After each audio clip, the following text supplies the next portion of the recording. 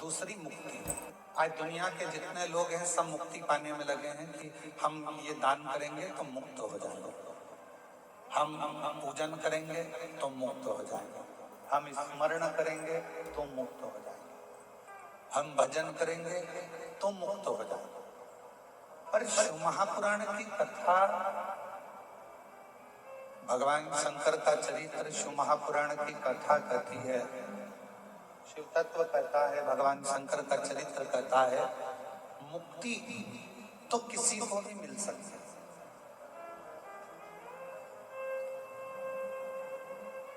आप थोड़ा सा भजन करेंगे मुक्त हो जाएंगे निश्चित। आप थोड़ा सा कीर्तन करेंगे मुक्त हो जाएंगे, ये ठीक है। मुक्ति की किसी से भी मिल सकती है। दान कर लो, थोड़ा सा पुण्य कर लो, थोड़ा सा भजन कर लो, थोड़ा सा कीर्तन कर लो, थोड़ा सा नाम स्मरण कर लो, थोड़ा सा मुक्त हो जाओ।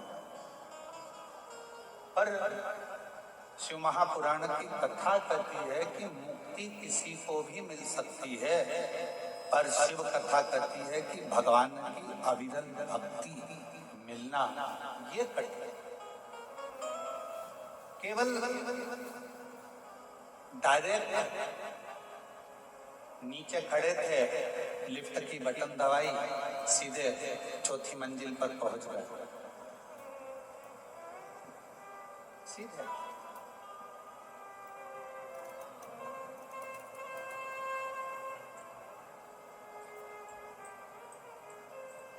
केवल बटन दबाई और चौथी मंजिल पर पहुंच गए, बटन दबाई और पांचवी मंजिल पर पहुंच गए, बटन दबाई और 10वीं मंजिल पर पहुंच गए। ये सरल सरल। पर सीढ़ी दर सीढ़ी चढ़कर, सीढ़ियों से ऊपर चढ़ते चढ़ते चढ़ते चढ़ते चढ़ते चढ़ते जब हम 5वीं 6वीं 7वीं मंजिल, ये स्पीकर कोई भी नहीं चल रहा है, ये भी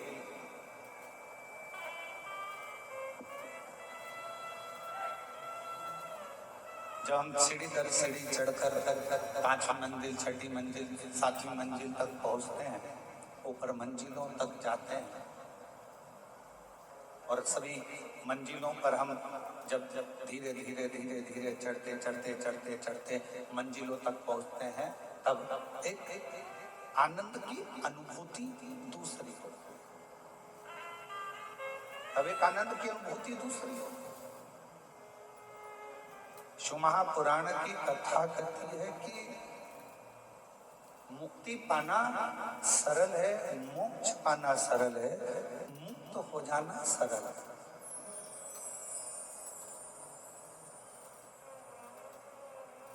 मुक्ति पा लेना, मोक्ष पा लेना एक सरल विषय, पर भगवान की भक्ति को पाना और भक्ति पाकर मुक्त होना वो एक अलग विषय। फिर एक निवेदन है, बड़ा ध्यान से सुनना इस कथा को। शिव जी के मंदिर में जाकर आप धन मांगोगे, भगवान धन दे देगा। शिव जी के मंदिर में जाकर आप दौलत मांगोगे, भगवान दौलत दे देगा। शिव जी के मंदिर में जाकर आप वैभव मांगोगे, शिव जी वैभव दे देंगे। शिव जी के मंदिर में जाकर आप कुर्सी मांगोगे, सत्ता मांगोगे, भोलेनाथ जी वो भी दे देंगे।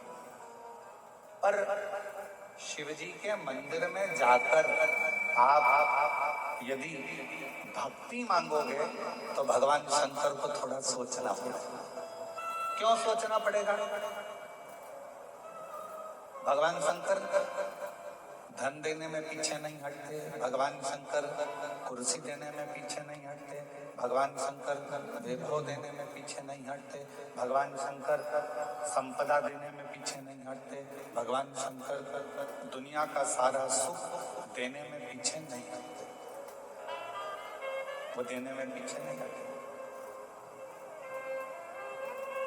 पर यदि कोई भक्त भगवान से जाकर कहे कि मुझे भक्ति दे दो, तो शिव जी भक्ति नहीं देते,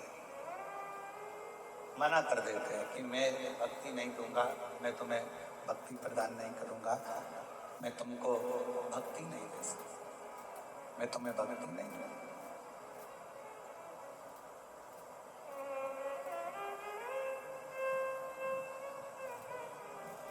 एक बार पार्वती जी ने भी शिव जी से पूछ लिया कि आप दुनिया के सारे लोगों को, दुनिया के सारे भक्तों को आप जायजा दे देते हो, संपदा दे देते हो, दौलत दे देते हो, गाड़ी दे देते हो, बंगला दे देते हो, सब कुछ आप दुनिया के लोगों को दे देते हो, तो भक्ति क्यों नहीं देते? भगवान कहते हैं पार्वती, अगर मैंने इसको भक्ति दे दी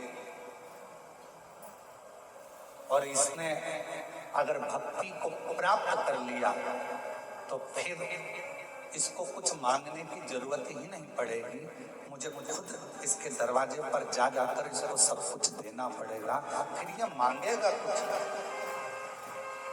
यदि भक्ति मिल जाए। एक लाइन पहले लोग भजन में, स्मरण में एक लाइन बनाया करते थे, भजन में, कीर्तन में एक लाइन पहले के लोग गुनगुनाते थे कि भगत के वश में भगवान, भगत के वश में भगवान, भगत बिना ये कुछ भी नहीं है, भगत बिना ये कुछ भी नहीं है, भगत है इनकी जान, भगत के वश में भगवान, भगत के वश में भगवान। पहले के लोग गुनगुनाते थे भगवान, भक्ति के सिवा तुम जो मांगो भगवान से, भगवान वो देने को तैयार।